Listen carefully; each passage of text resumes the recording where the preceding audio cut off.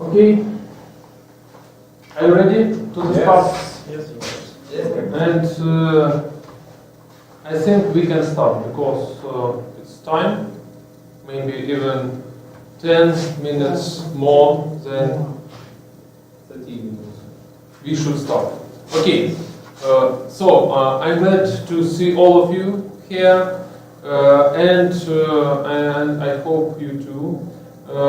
Today we open the next hour discussion or conversation club or safety and security club. Today, according to our schedule, we have two reports. The first one is related with blockchain and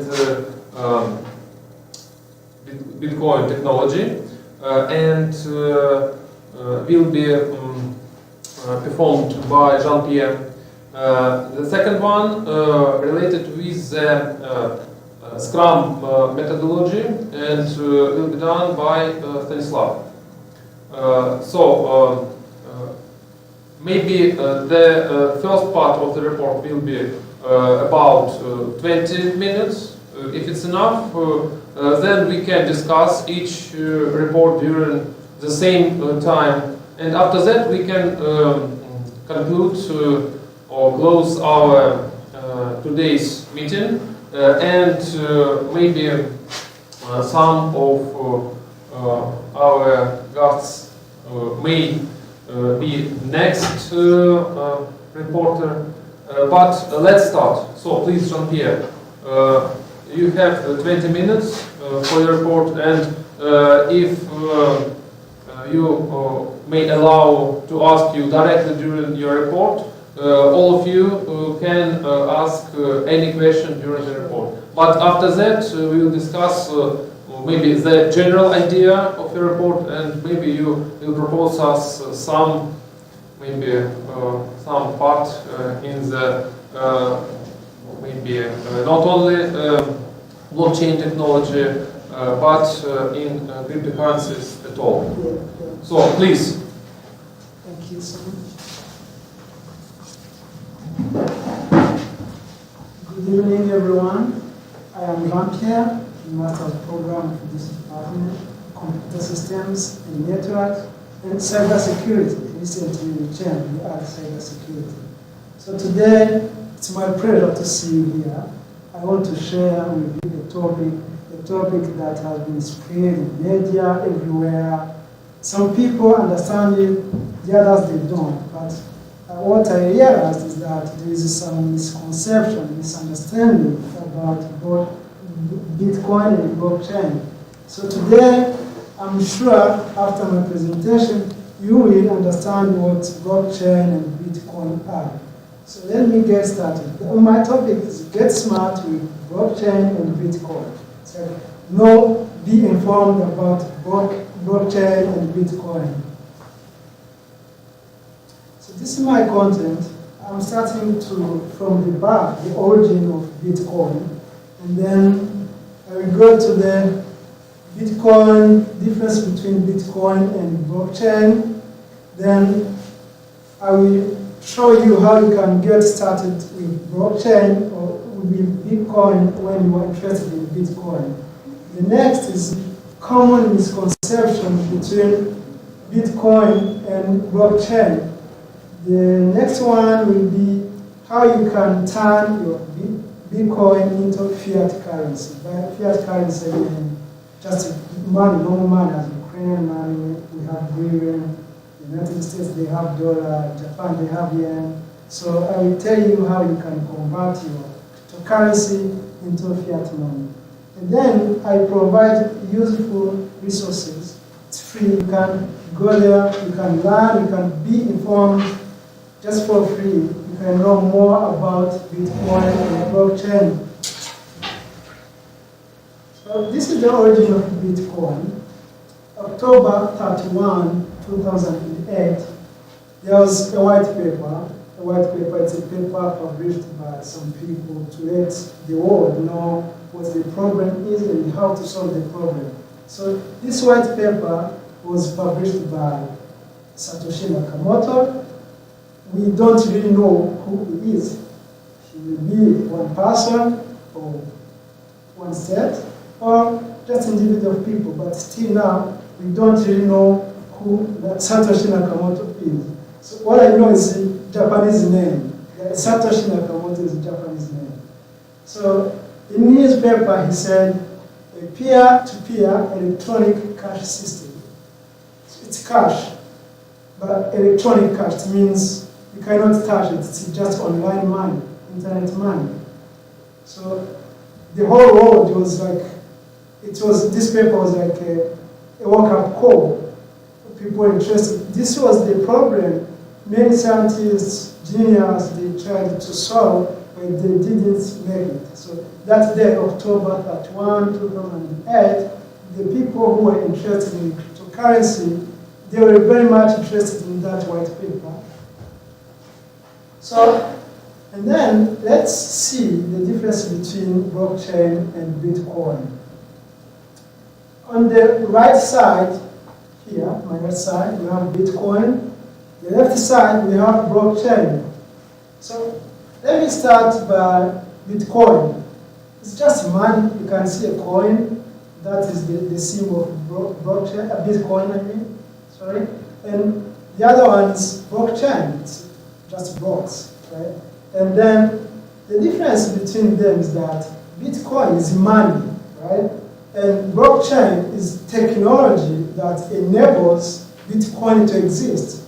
Without blockchain, there is no any Bitcoin. That's the things you must take into consideration. The other difference is that Bitcoin is the money that is transferred between two individual people, while blockchain is just blocks that consist growing. They are tied together, they keep growing each other, and the next block depends to the previous one. That's blockchain. And then the next slide, before we understand what Bitcoin is, to go deep to understand it, let's see what Bitcoin solved. Because as I said, October 2008, there was that white paper, and immediately after publishing that white paper, it was going all over the world. People were interested. So you may ask why? Why was such paper popular? This is the reason why behind. Let me start by explaining the traditional money transfer we have. It's called SWIFT transfer method. Because you are a businessman, you are here in Ukraine, maybe you want to buy some FPGAs devices from South Korea, right? Because South Korea is the best manufacturer of some electronic devices. If you want to buy, they're quite expensive. Of course, you need to send money, to give money to the manufacturer, and then they will send those devices. So what you do, you go to the bank, you transfer your money to South Korea. It will take more than 2 days to get the money. And the money, the company, that bank, we have two people over there. It's our friends, Bob and Alice. Bob is going to transfer that money in South Korea to Alice. So Bob is dealing with Alice, right? And then Bob cannot send Alice the money without that third party called intermediary bank. So they need that intermediary bank so that it's there to verify transactions, to verify everything that is taking place. And it takes a little bit longer, like 2 days, 3 days, it can take even 4. So what Bitcoin did is this. Have a look. It cut that intermediary bank. That is why it's called peer-to-peer transaction. Transaction is taking place into two people. There's no one over there to control that transaction, except Bob and Alice. Now, Bitcoin has removed completely the third party. Now Bob can transfer his money to Alice without a third party. And the transaction is going to take a very short time. The time Bob is going to transfer his money, it will arrive instantly, which means it will not take like 10, it can even take 10 seconds, while the SWIFT method we had before, it can take 2 days, 3 days, and they take commission, which is not few money, right? You understand that the reason why it's very popular. Everyone wants to send his money immediately to reach to the person you are sending without the bank over there to verify all transactions. So now this is it. This is how Bitcoin works. It's Bob and Alice. Transfer the money without that intermediary bank. Remember, let's have a look a little bit. Before it was like this. Bank was over there to control all transactions, and now this is it. This is how Bitcoin will work between Bob and Alice. So now we've understood what Bitcoin is. Let's see how we can get started with using Bitcoin. The first thing we need to do is to be informed about Bitcoin, right? Because it's a new technology. You have to read different resources, books, so that you can understand it. And the second step is you get a wallet. You know, when you have money, you need something that you go put the money in. Like you have physical money, you have your wallet, you put the money in. So the Bitcoin, the same. If you want to have Bitcoin, you should have a wallet. Wallet, you put your Bitcoin, but in a virtual way. So those wallets, you can get them there. I will provide the resources after on some website. You can get wallets, and then once you get wallet, there is address. You get the address. So destination. What is your address? Where the Bitcoin is going to be transferred, and then you will get public key and private key. This is very essential because once you have those keys too, the public key will be used to send the money, your Bitcoin, and then your private key, it's a unique key that you have to keep it your own, keep it confidential. You will need it once you get Bitcoins. And then get Bitcoins. Once you get your Bitcoins, you can spend Bitcoins. You can buy, you can do whatever you want. It's your money. So now, converting your Bitcoin into fiat currency. So now you have Bitcoin. It's virtual money. You cannot touch it. You know, everywhere in the world, there are some countries where you can go there and you can run out of internet, you know, and you need physical money when you're traveling. More specifically, the money, the currency of the country you are in. For example, if you are traveling to Japan, you will need them. So if you are in Japan, it's like hryvnia are expired, right? So, but once you have your Bitcoin, don't worry, there is a way to turn your Bitcoin into local currency. That's fiat currency. Yeah, that's pretty much interesting. There is ATM for Bitcoin. Automated teller machine for Bitcoin. Currently in the world, we have 2,299 Bitcoin ATMs all over the world. They are located in 63 countries. By the way, in Ukraine, we have one ATM for Bitcoin. It's located in Odessa. So if you are traveling to Odessa and you have Bitcoin, don't worry. You are going to turn your money into your Bitcoin into physical money, hryvnia or dollar.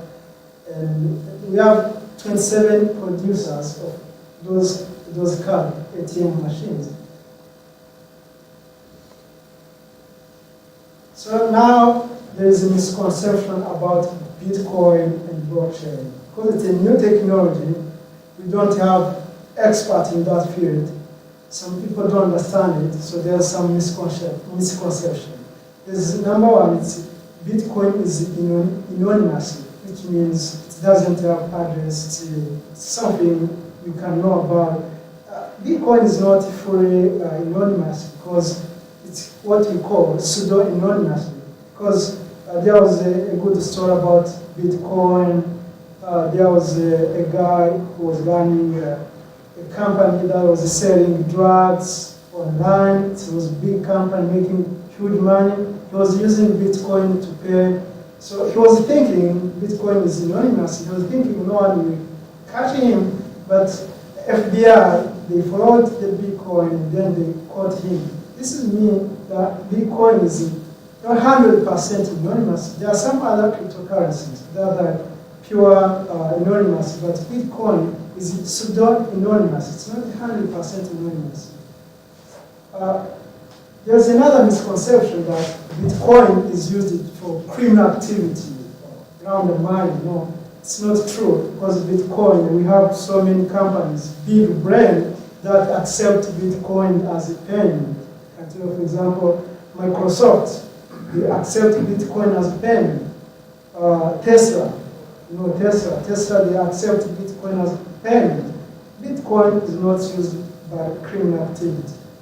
So the other misconception is that blockchain is a database. No, blockchain is not a database, because when you have your database, you can go in and you can make a change when there's a mistake. But for example, for blockchain, when you did something, it's not possible to come back. It's what we call immutable. For example, if you transfer money, there's no way to get your money back. So blockchain is not a database. Now, blockchain is Bitcoin. No, that's a misconception. Blockchain is not Bitcoin, because blockchain is the technology that uses cryptographic functions to solve high mathematical problems to generate Bitcoin. So without blockchain, there is no Bitcoin. So there's another misconception that you need to buy a full Bitcoin. No, it's not true, because one Bitcoin now costs almost 12,000 US dollars. It's a huge amount of money. So you don't need one full Bitcoin to get started. There is this. Let me explain it. One Bitcoin can be divided into 100 million units. Each unit is called Satoshi. For example, like US dollar, there is a cent. So there is unity in Bitcoin. So those units, they took one Bitcoin, they divided 1 million units. Each unit is called Satoshi. So you don't need to buy full Bitcoin to get started. You can start from Satoshi, 0.5 Satoshi. It's just money. There's a limitation of blockchain because it's an early stage. It means it's a new technology. We don't have specialists. We don't have experts. It's just the new things. That's why some people don't trust it. You don't have, for example, if we talk about aviation, you have some people who are very expert in aviation because aviation started a long time ago, almost 100 years. But Bitcoin and blockchain, it's only 10 years. We don't have so many experts in that field. That's a limitation number one. And there is another limitations, no reversal modifications. As I said, for example, if I'm dealing with you and I send you money, there's no way to send me back my money, especially in business activity. If you want to buy something from Japan, you send your money, and then you don't like it, there's no way to send you back your money. While the other methods such as SWIFT transfer, you can make a deal, you can buy something. When you don't like it, you can say, oh no, I don't like your item, please send me back your money. It's possible. So for Bitcoin and blockchain, it's not possible. Once you pay, it's over. There is another big limitation, is key management. Key management is the key, to get your Bitcoin, you need a key, one key. So the problem is now to save that key. It's a long string, you cannot memorize it, right? But the problem is how to save it in a secure way. For example, if you have the key and you forget it or you lose it, and some people, they are sending you Bitcoin, it's nothing because you are not going to get your Bitcoin because you don't remember your key or you don't remember where you put your key. So that's a problem. But there is a way you can store your key. You can store hot storage or cold storage. Hot storage means you can store it online using a cloud system.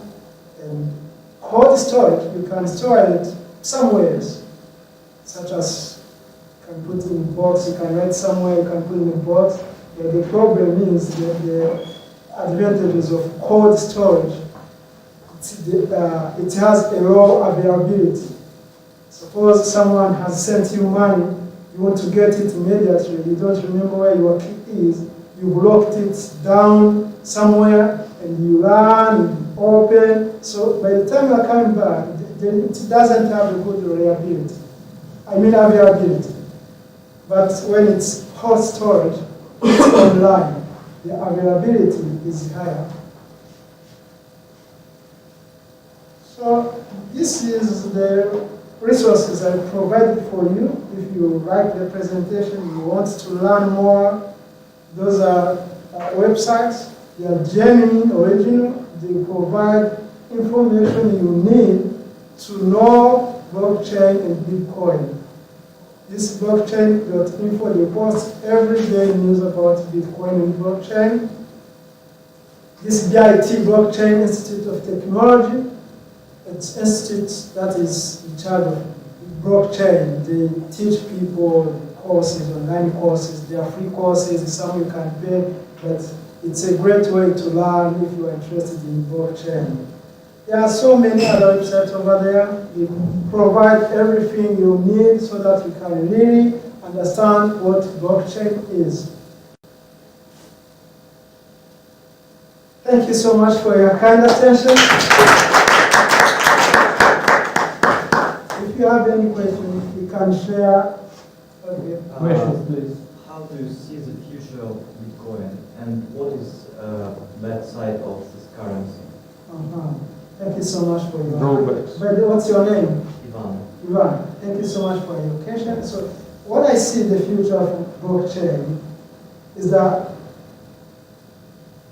it's more than you can think. It's the future where it can be spread all over the world, and not only in cryptocurrency, it will be applied in other businesses, healthcare services, everywhere. So that's why we need to learn and read about blockchain. Because it's a problem that's solved. It's been around many years ago, but people, they solve it now. It can be applied in many areas, not only in cryptocurrencies. So the bad side about that is that some cryptocurrencies, the people use it for not really criminal activities, but for bad activities. For example, we have, last time we had ransomware. Ransomware is some kind of attack. They attack computer systems, and then they encrypt your data. To have back your data, you need to pay so that they can send you a key to use to get back your data.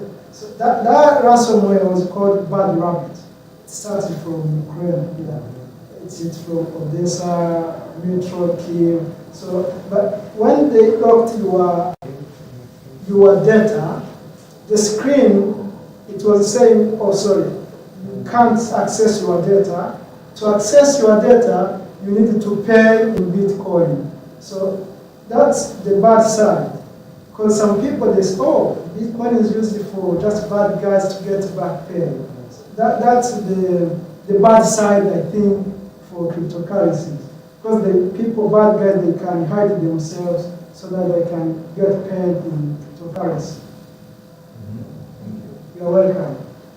Okay, and what do you think about exactly crypto money? So will everybody use Bitcoins, Ethereum, other kind of money in future, or in future nobody will use it and we will use blockchain for other things?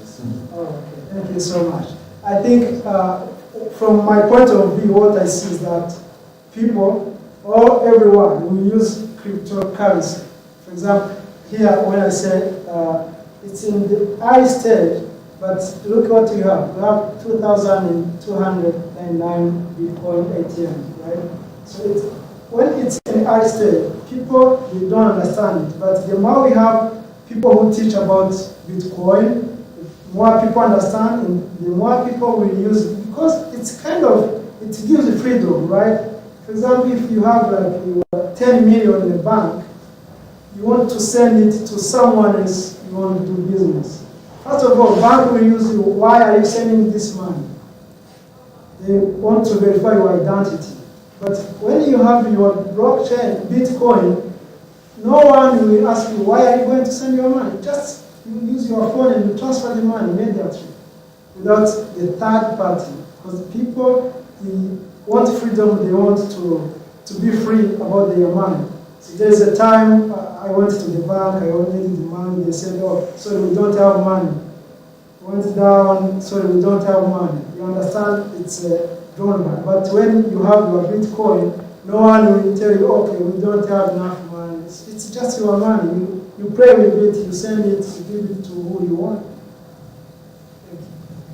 Okay, one of the good points of blockchain technology is that you don't need a bank.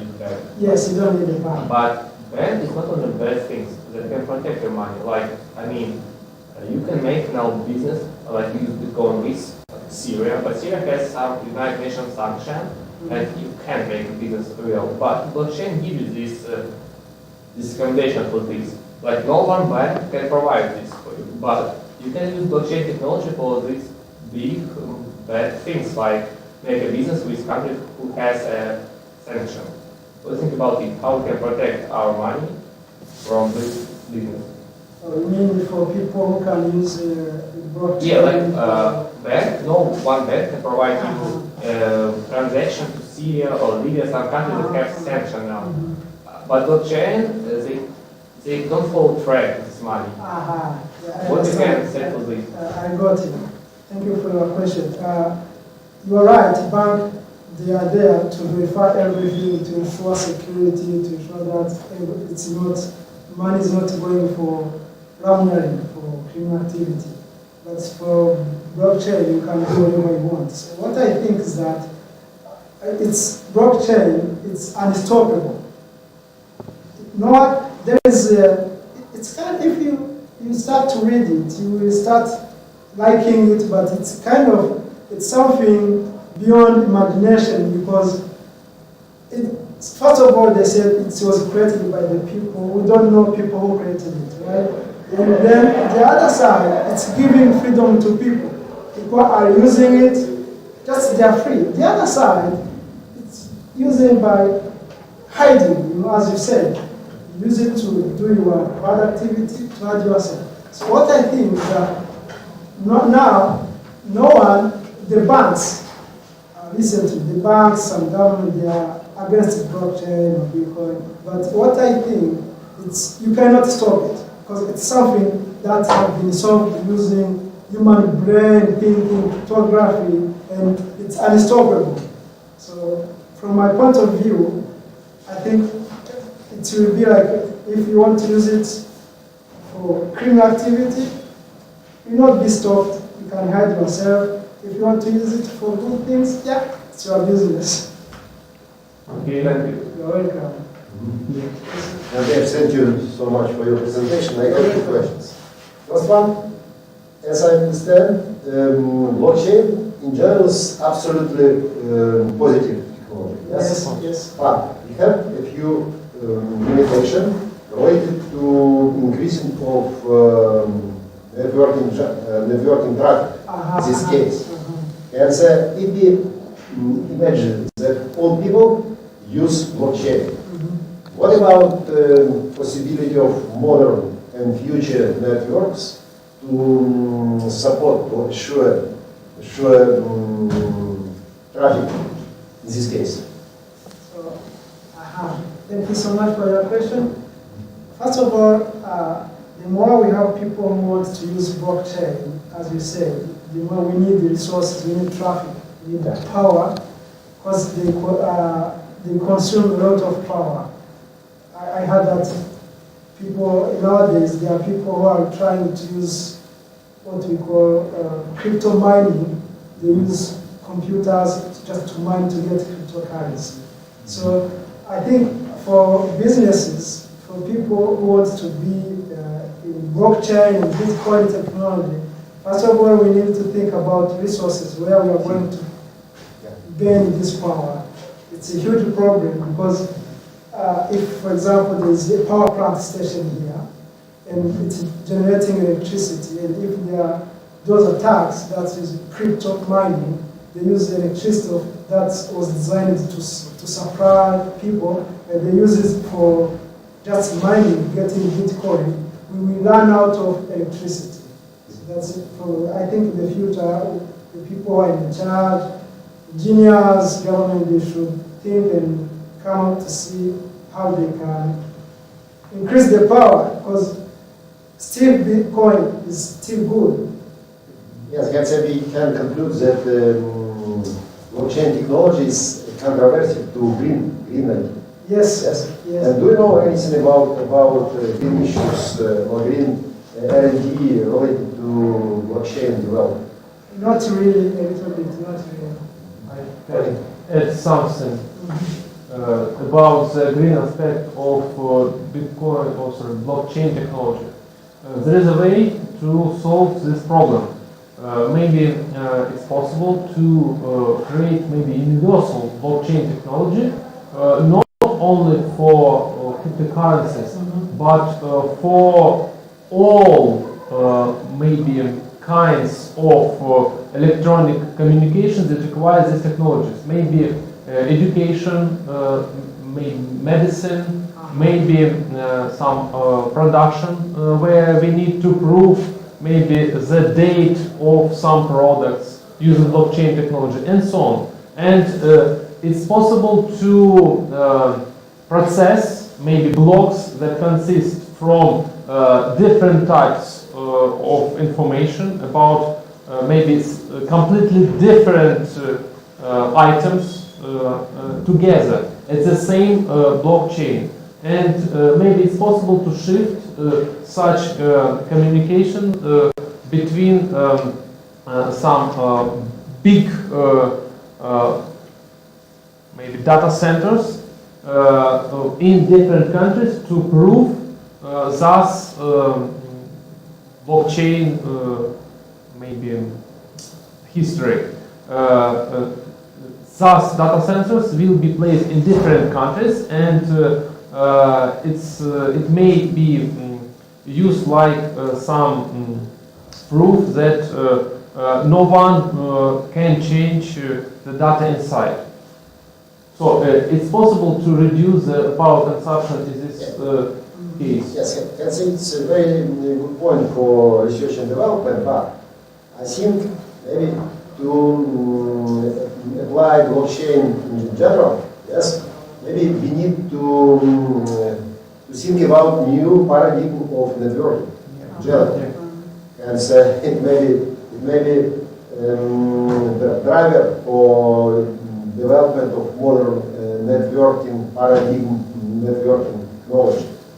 Because really we have some problems with application blockchain in point of view green issues, in point of view power consumption decreasing and so on. Okay, thank you. The second my question is the following. No. My comment is after your point. Okay. Second question is more simple. What about your master thesis? Will be your thesis related to blockchain technology? No? It's related to cybersecurity in business critical system, electronic commerce, cybersecurity. But maybe you need to think about combining of. Yeah, I'm still thinking, but it's whatever it will be to include cybersecurity. Okay, thank you. Maybe someone want to add something. You want? Yes, I want. So thank you again for your report. In your report you provided the clear difference between blockchain technology and Bitcoin itself, but there are few disadvantages, drawbacks of Bitcoin, and we should remember it. The first one is a long period of transaction. Yeah, one transaction performs one time per 10 minutes, and to prove it, we need at least 6 confirmation. It's 1 hour. Also, all persons that want to use, or maybe the biggest 2 parts of persons that want to use Bitcoin, it's the first part of the person that want to hide the transaction. Another one, the person that want to invest some money and wait for increasing of price. But the Bitcoin, maybe the main advantage of this technology is maybe fast transfer and reducing the fees of banks. But now it's not allowed. And in this way, maybe it's possible to use another blockchain-based technologies that use not limited currencies, but the currencies that produced at the same time when you buy the fiat money. And if you want to back this currency to fiat money, it will be destroyed or removed from the old amount. It's like a teaser. It is clear. So in this way, it's possible to leave the same price of some currency, and maybe it's possible to increase the time of confirmation. In this case, it's possible to use the cryptocurrency for all payments, but now maybe it's not easy. Okay, if you want to comment my comment, you can. If no, thank you again for your report. I have one suggestion. Yesterday, Vice Rector called me and asked about presentation our foreign students at the conference, which will be in March 23. And you know, Yeah, you know. I know. Are you planning to? Yes, I'm preparing some presentation for I asked, they said, because our university is more specific about aviation, so I'm trying to think about something that can combine cybersecurity and aviation. Yes. So that will be my presentation. Okay, I think such presentation will be very interesting for students. Hence, my recommendation is maybe add some more technology issues in your presentation and the topic for research and development. And I think in this case, this presentation will be very interesting for all students. Okay, let's talk after that. Yeah. Thank you. The next report is, please. The next report is related with Scrum methodology. Please, Stanislav Taran.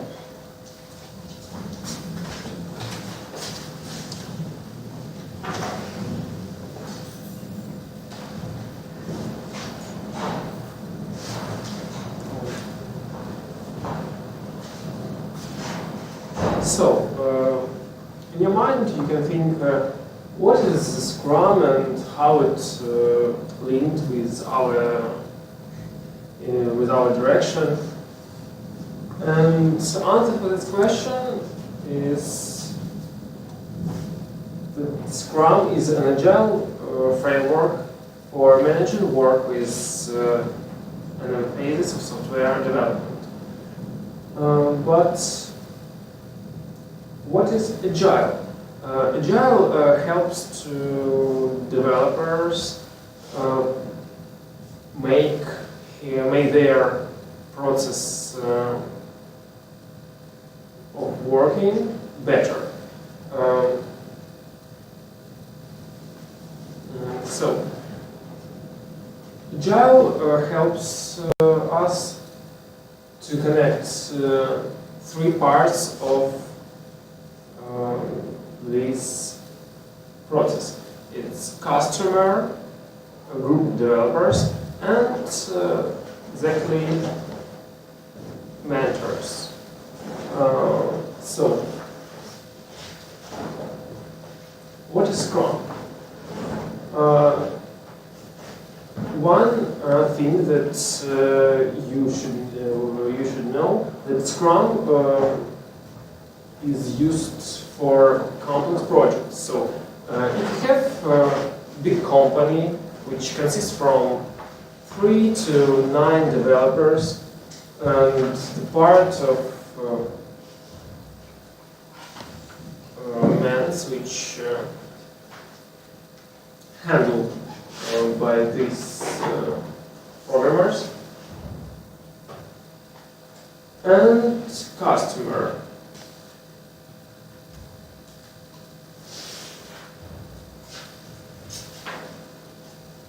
So this technology gives us opportunity to reduce the highest profit from our process of developing the software.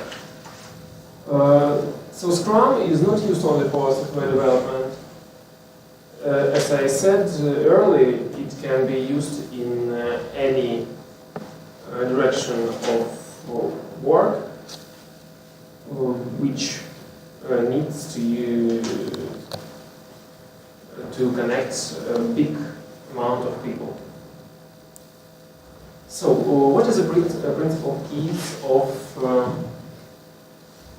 Scrum? Principal key of Scrum is the dual recognition that customers can change their minds about products which they need at the finish of this process.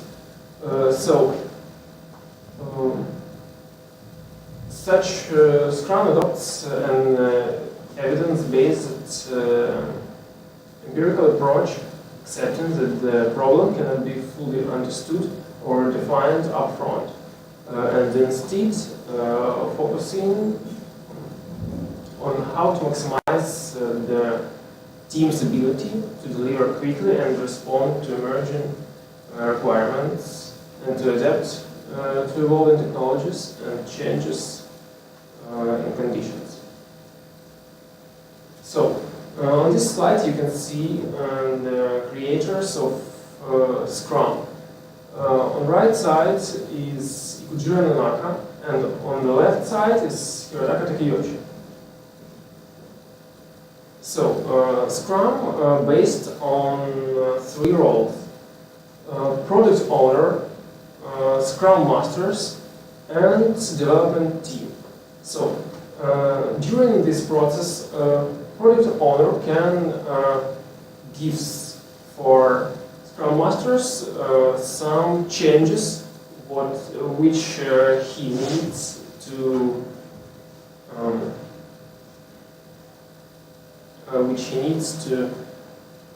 add in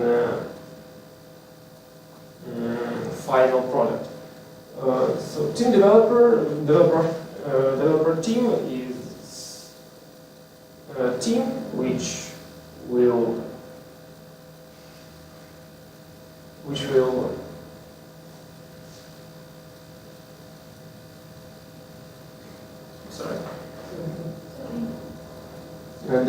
development team is a team which will code this some of the stuff and push in product. So, how Scrum works? We have sprints. Sprint is a fixed duration, fixed period of time.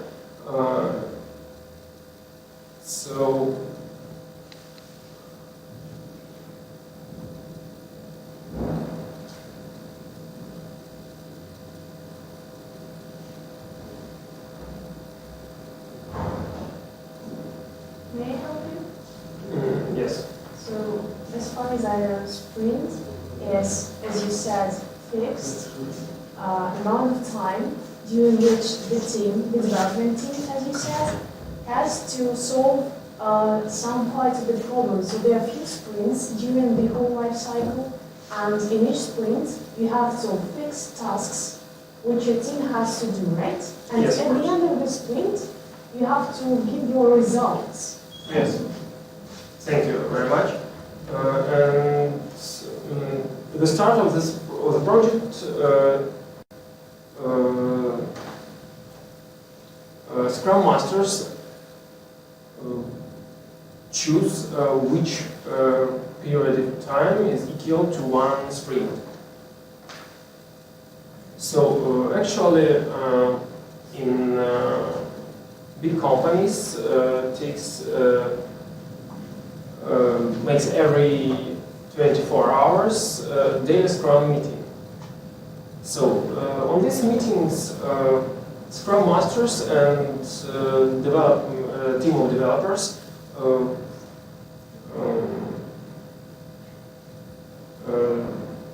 discuss what they should do today, and maybe if customer needs to add some features to project, and how they can do it or release.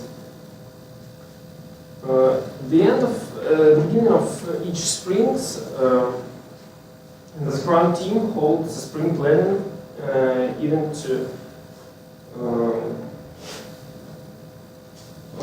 select some product backlog items that can be completed in one sprint. So recommended duration, as I say, it's for a 2-week sprint. Duration, this sprint, every 24 hours makes daily meeting. So what will they do at the end of this, at the end of sprint? They are reviews that work which was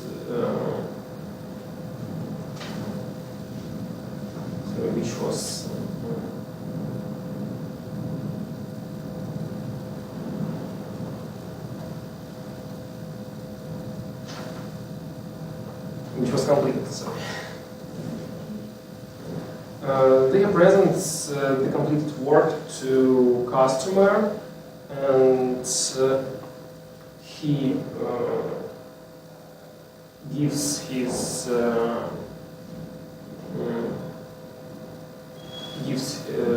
opinion on is he is fine or needs something to fix or add new features.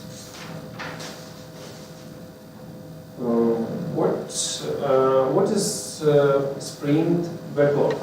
Sprint backlog, it's actually the list of things which were done during the sprints or daily sprint.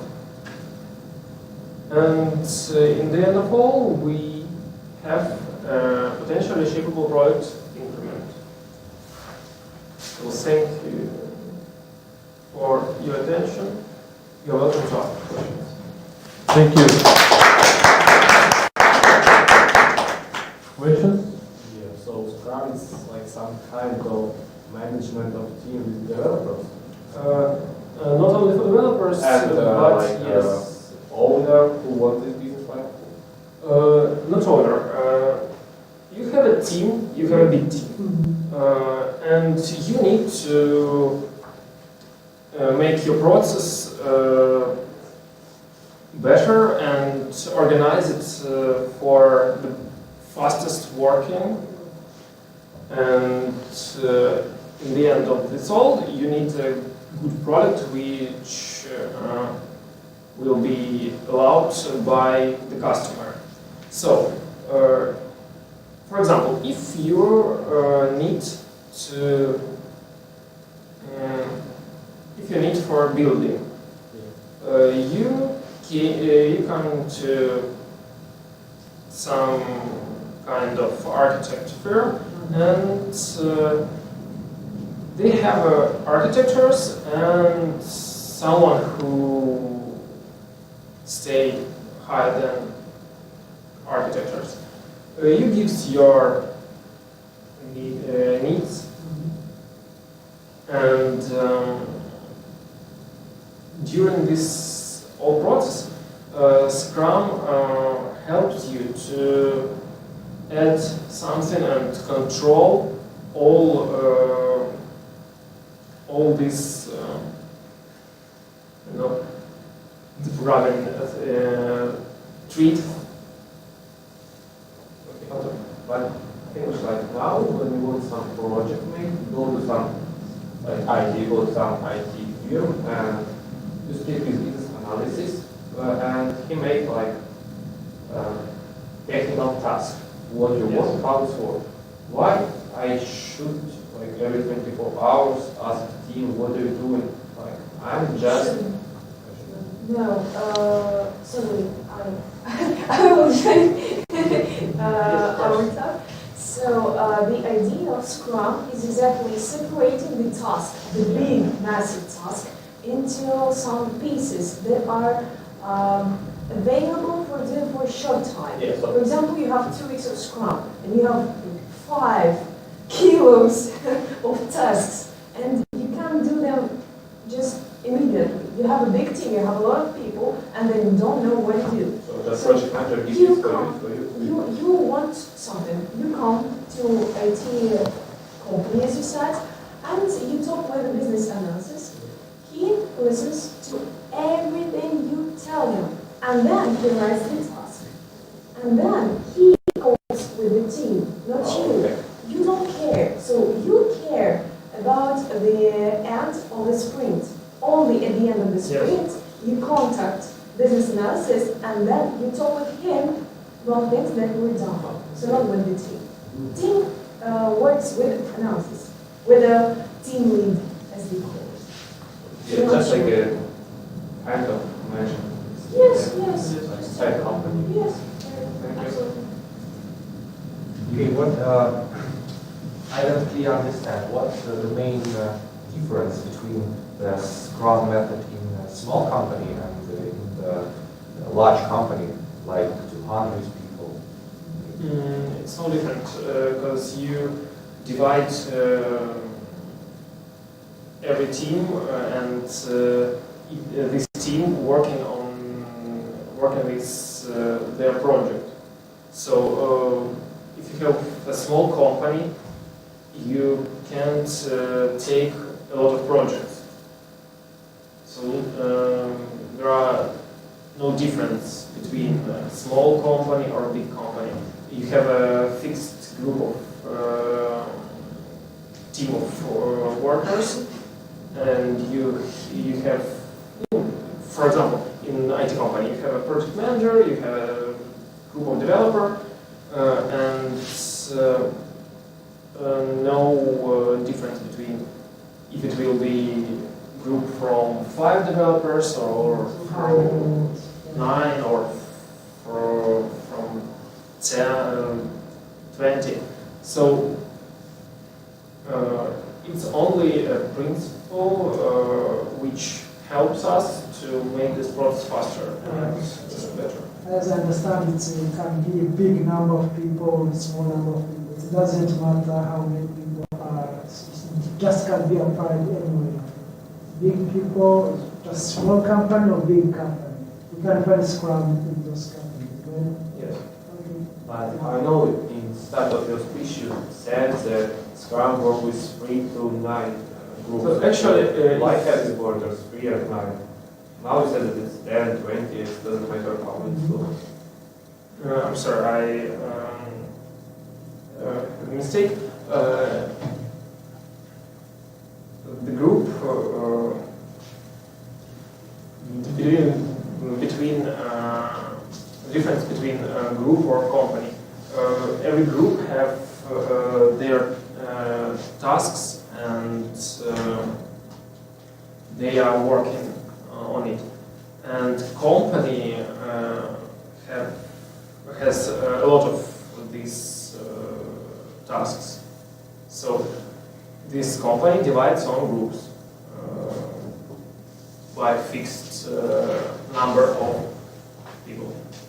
Yeah, so it was not about the people, but about number of groups. For example, you want to see your project. People in group. No. People No, groups. groups. Exactly. So for example, by your professionality, so like you gotta be you have a group of testers. Yeah, So you have architects, designers, developers, a lot of them. So I think that it's about group because my parents have all-time experience of Scrum, and I know that in their teams, so like in their groups, there are different amounts of people, from 3 to 8, 9, something like that. So, and the idea is to separate these groups and then unite them at the end. So I don't think that it's actually that it actually depends on the number of people. They look like 2 or 6 or 9. So the idea is all the same. Maybe these, separations are not really correct. So you can decide as you wish.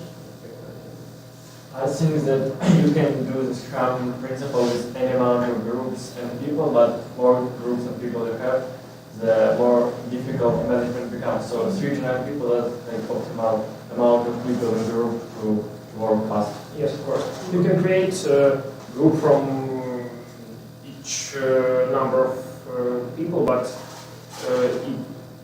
your aim is the fastest and the best way to done your project. Of course. So who decides how much time we need? Sorry.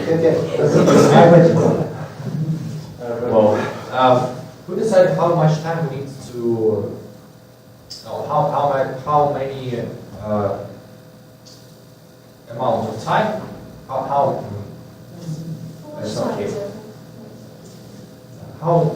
we need to separate our time for the some circle of this project? One circle. Who decided or how he does it? Understood your question, thank you. As you can see on this picture, daily Scrum meeting makes every day. So you choose only the duration of sprint, and it's the task of project manager or someone who organizes this group. So every day we can change the days we have left for the end of sprint? No. The start of all process, you choose the duration of the sprint. At the start of each sprint, you contact with your customer if he needs to add something to project, make some fixes or something else. So you have a list of tasks, and you should to sort all these tasks for this sprint. For example, for Saturdays. So you have the list, and during these Saturdays you have to do all of them. And the next stage is daily Scrum meeting. So decides which duration of sprint, making only on the starting of the project. Okay. So And will not change during this process. but every time when we separate our log in the sprint backlog. Yes, of course. Yeah, we can change this dates for the sprint. Okay, yes. So it depends on the task. As Stas said, you have a list of tasks. And for example, you did a half, and then there's another sprint, and you talk to the customer. And customer says, whoa, stop. I want big red button inside of this program. And you say, come on, guy, we don't have this in our task. He said, I don't want to listen to you, I want this button. So you take this task and add it to other tasks. So you think, come on, we can't make it in 30 days. We need, for example, 35 days. And so you write sprint is less than 35 days. Or for example, you listen to, I don't know, I don't want this function now. Delete it. I don't want you to do this. And then you can make not 30 days sprints, but 25 or 20, as far as you know. So for customer better than you have a short sprint, because I can control more things. As I say, not really, Like because if it's still this sprint every week I will see my project, I can make more predictions. usually customers are aware of what they want to have. So usually they don't change the things, so they don't really like to meet with the team every week. They don't have time. They're businessmen. Okay. Time is money. Okay. So you don't want to spend just talking to people. So they don't need it. Like in theory, the shorter sprint is better for your customer because I can control more. Not really, because you have to understand that not all the functions can be released in even 30 days. So you can have a team from 10 developers, like the most skilled developers, but they can't do some functions just in 30 days. It's just impossible. So And Scrum in a week, is it's just crazy. real cool things only for big projects like for like website. It's doesn't do the need to make It's Scrum. more comfortable to use. Yeah, like only for big For team, projects. for customers, for all, yes, for big projects. But if it's a small project, you don't have so many tasks to do. So you can have one sprint. Like you have just 30 days to do, and that's it. We did like, okay, see, thank you. Like 9 women cannot burn the child during the month. Okay. We can say that Scrum approach is approach to tolerate unpredictable behavior of customers. No. Yes. That's one of the main issues. In one side, yes. So it helps the customer to be in the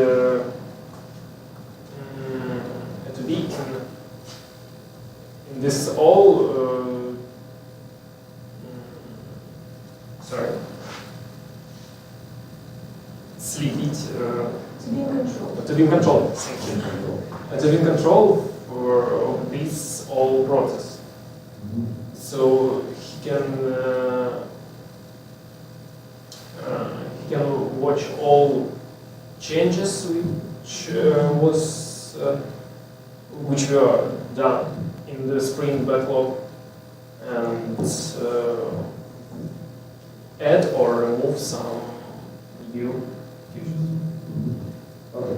Thank you. Next question is, what about connection, about relationship between Scrum as a framework and different life cycle models, similar waterfall, spiral, V model, and so on?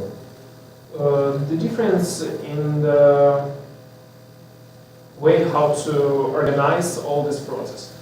My question is not about difference. My question is about possibility of combination, combining different life cycle models with Scrum as approach, as a framework to development, to management, to project management. It's a good question. Thank you. Yes. Sorry, but Yes. I can maybe not help discuss about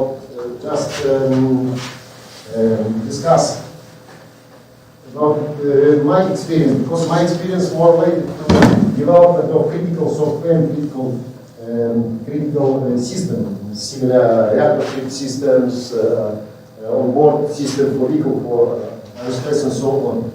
Maybe you know about V model, yes? As model of life cycle model. No? Yeah. And so why we talk, why this model is called V? Because we have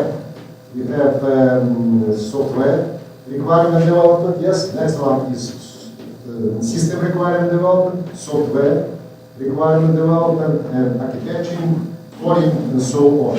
And all these processes have verification phases here, and this part of this process is validation. And as a result of application of such model, we have testing. We have to answer question: are these requirements on the all stages of development meet requirements in general? And so my question is: can we apply Scrum as project management approach to such very sophisticated project? Yes. Yes. Yes. Just the question to the project manager, because there are different groups separated, as you wrote on the list, but they are all the time connected to each other. So they all the time communicate with each other. Yes, hence in this case we need manager of such project have to keep in mind. For example, very important part is verification. Verification step by step. Step of the first, second, and after the integration, validation, and so on. I'm not sure that such approach can be applied in completely. Maybe some part of such approach can be applied. I read a lot of papers related to application Agile and Scrum for critical software. It's a very interesting topic because now really we have a lot of challenges for such system. But you understand that for systems similar reactor trip system, similar on-board control system, and so on, we need very strongly meet requirements of standards and requirements of specification. It is not a question, it's just maybe comments and very interesting. invitation to this topic, because it's really interesting. Yeah. Thank you very much. Does someone have questions? If no, we can tell you thank you again. It was interesting, and thank you all of you for discussion, for conversation. Thanks for Professor Harkov for this brief lecture about the applying of Scrum methodology to the critical systems, or maybe combination between V model and another development approaches, and so on. Thank you all for all of you, and maybe we will meet during the month or months and a half with new topics. If someone wants to take a part in those meetings, please welcome. You can ask Mr. Brezhnev about the possibility to take a part, and you can contact with Jean-Pierre using provided mobile phone. So please welcome. And for now we are closing our meeting. Can I put some comments? Please, of course. Just my comments is the following. I think we, and myself as well, we need to do some efforts to extend participants. Yes, amount of participants. I sent the mails to all students of first and second courses, and not all. Because I understand that students have not a lot of possibility to communicate in English. Yes, it's a very good possibility. Not only communicate and study and go ahead, take into account very interesting technology, very interesting topics. So my first comment, and I would like to help as administrator of our department to extend the amount of participants. Together with Artyom Evgenich, 2 weeks ago we participated, we organized winter school for 8 universities of Ukraine. It was about 50 students, PhD students, master students, bachelor students, and lecturers. It was very interesting event.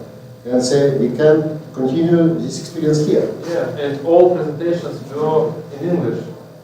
Only in English. Because we understand that we need know English, maybe French. Okay. And my second comment is about presentation. Let's first. It's working. The first slide.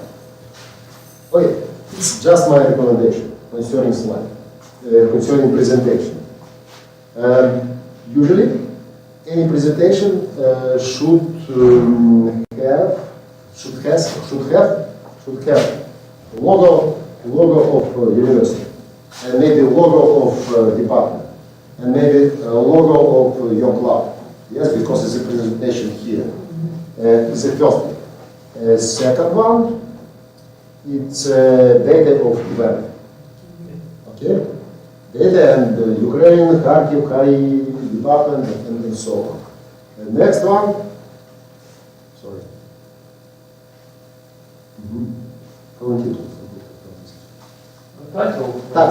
Title here. This title usually repeats keywords of your presentation, your name, and so on. And then next.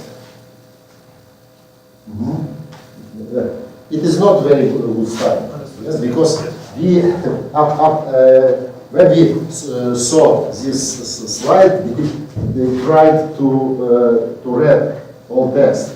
I think it would be better if we divide this text into a few more understandable, more keyword basic practice. It's a general recommendation, but it's our study. Yes. That's First presentation, so why? Okay. Can you go over that? Thank you so much. What's more?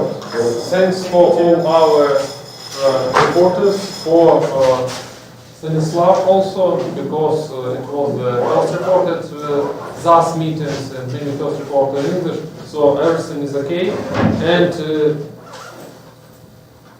the idea. One additional question. Additional question. So, sorry. What does it mean? IOD. IOD. Yes.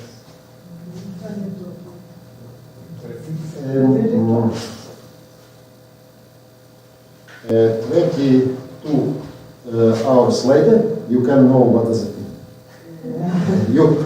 Tomorrow we will organize our per month seminar workshop on critical technology and systems, CRITPACS, and Artyom Evgenich is one of the information administrator of this seminar. I am scientific supervisor of this seminar. Internet of Drones. Okay? And so tomorrow we will talk about this technology, about Internet of Things, about drone-based technology for monitoring for different very interesting sophisticated applications. And so welcome to this conference tomorrow at 3 p.m. in room number 238. 238. Yeah. 238. Radio building. Thank you again. Thank you.